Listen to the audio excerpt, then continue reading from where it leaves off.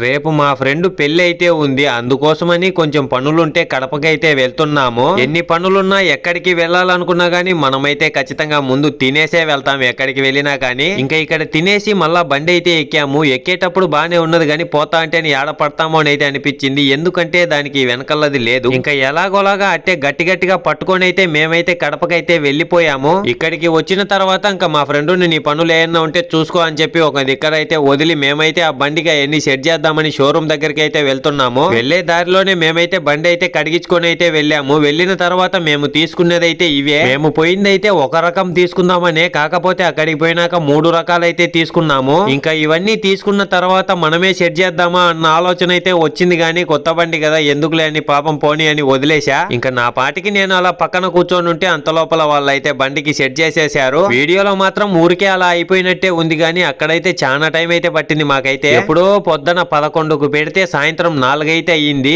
ఇంకా ఎలాగోలాగా మొత్తం అయిపించుకొని తినేసి ఇంకా అక్కడి నుంచి అయితే ఇంటికైతే వెళ్తున్నాము. మీరైతే ఒక లైక్ ఒక సబ్స్క్రైబ్ అయితే చేసేయండి. నెక్స్ట్ పెళ్లి వీడియోతో మళ్ళీ వస్తా. బాయ్ బాయ్ అందరికి, ఉంటా.